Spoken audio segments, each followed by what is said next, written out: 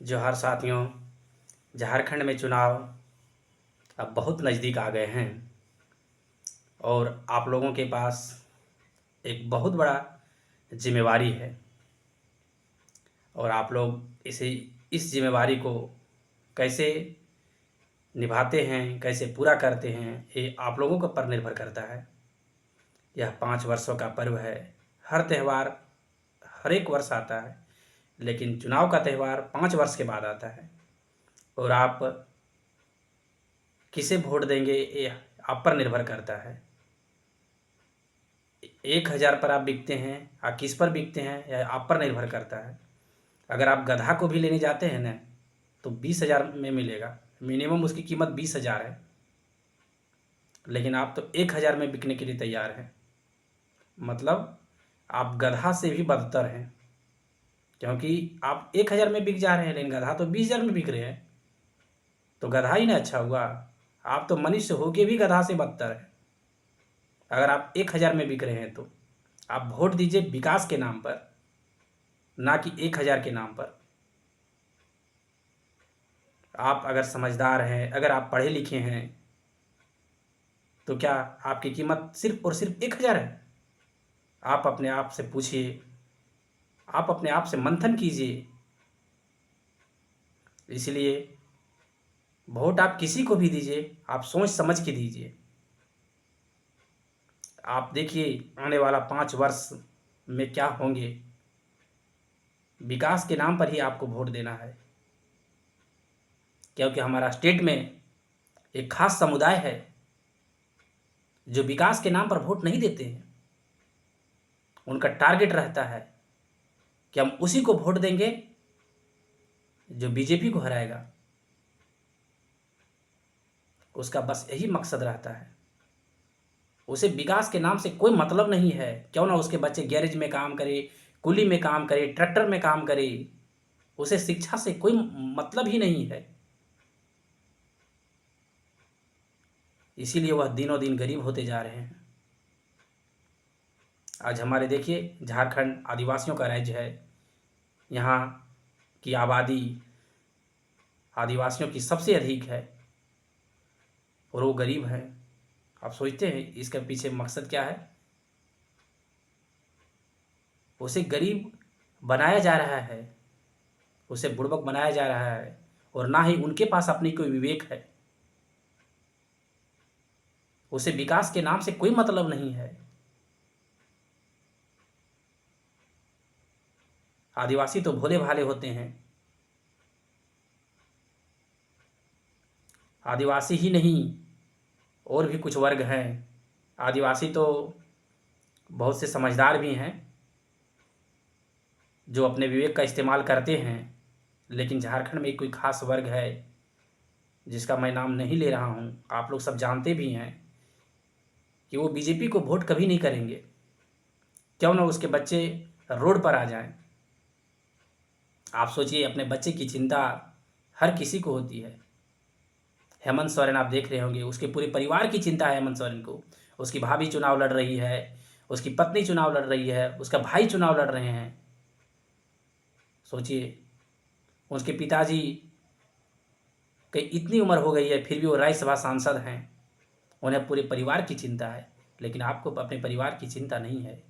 आपको सिर्फ और सिर्फ 1,000 की चिंता है।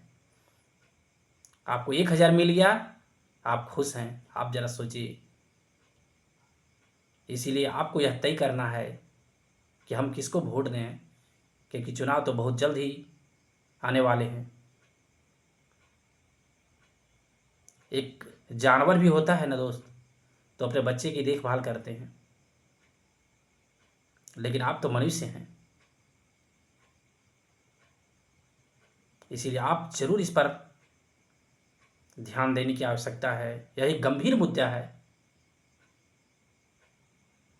झारखंड में लगभग 4 मंत्री, अगर आप लोगों का आशीर्वाद रहा, सपोर्ट रहा, तो लगभग 4 से ऊपर मंत्री जरूर हार जाएंगे। बन्ना गुप्ता,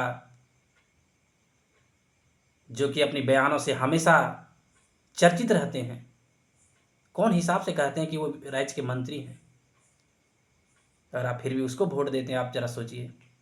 इरफान अंसारी, सोचिए वो कैसा मंत्री है जो ना आदिवासियों की इज्जत कर पाता है। अभी जो प्रोटेस्ट चल रहे थे सीजीएल को लेके, वो हमेशा कहते थे यह तो बीजेपी के एजेंट हैं। जरा सोचिए, आप जाके भी तो देख लेते कि ये बीजेपी के एजेंट है कि कौन है। उसे यह भी नहीं देखा गया कि इतनी भरी धूप में 5 सिपाहियों के लोगों को दौड़ाया गया और कितने भाइयों की मृत्यु हो गई। क्या उसका रिजल्ट आया? क्या हुआ दोस्त? कुछ तो नहीं हुआ। लेकिन उन गरीब के बच्चे इस दुनिया से चले गए। सोचते हैं कितनी बड़ी दुख उनके साथ गुजर रहा है, लेकिन कुछ नहीं, वो सबको कोई फर्क नहीं पड़ता है। क्या विकास किया इस सब ने? आप सोचिए। सत्यानंद भोक्ता, आप सोच रहे हैं सत्यानंद भोक्ता क्यों नहीं चुनाव लड़ रहे हैं? आपको जानकारी है?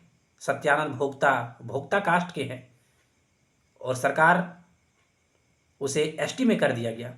जब एसटी में कर दिया गया और चतरा की सीट सुरक्षित सीट है, एससी के ही वहाँ चुनाव लड़ सकते हैं, तो भोक्ता है जो एसटी में कर दिया गया तो चुनाव नहीं लड़ सकते। इसीलिए उन्होंने अपने बेटे की शादी एससी लड़की से किया ताकि वो चुनाव लड़ सके। तो जो रेशमी प्रकाश है वो एससी लड़की है, इसीलिए वो चुनाव लड़ रही है। सत्यानंद भोक्ता इसीलिए चुनाव नहीं लड़ रहे हैं। उन्होंने भी 5 वर्षों तक कुछ नहीं किया। आप लोगों ने देखा होगा उनका डांस का वायरल हुआ था। आप कैसे कहते हैं इन लोगों को मंत्री बना दिया जाए और राज्य की इनके हाथ में जिम्मा दे दिया जाए? कैसे? ये कैसे संभव है? जरा सोचिए। जितने भी मंत्री है झारखंड के, मैक्सिमम मंत्री बनने लायक नहीं था। इसीलिए आप लोगों के ऊपर जिम्मेवारी है कि आप लोग इस बात को सोचिए कि हम किसको वोट देंगे और आने वाला राज्य की दिशा का निर्धारण कौन करेगा, आपका मुखिया कौन होगा, यह आपके ऊपर निर्भर करता है। इसलिए आने वाला समय में आप ज़रूर इस पर ध्यान दें और अपना एक बहुमूल्य वोट, आपका यह एक वोट नहीं है, इससे कितने लोगों की भविष्य टिकी हुई होती है। आप लोग सोच समझ कर ही मतदान करें दोस्त। बहुत बहुत धन्यवाद। आप लोग इस वीडियो को शेयर कीजिएगा, जो चैनल पर नए हैं सब्सक्राइब कीजिएगा। धन्यवाद।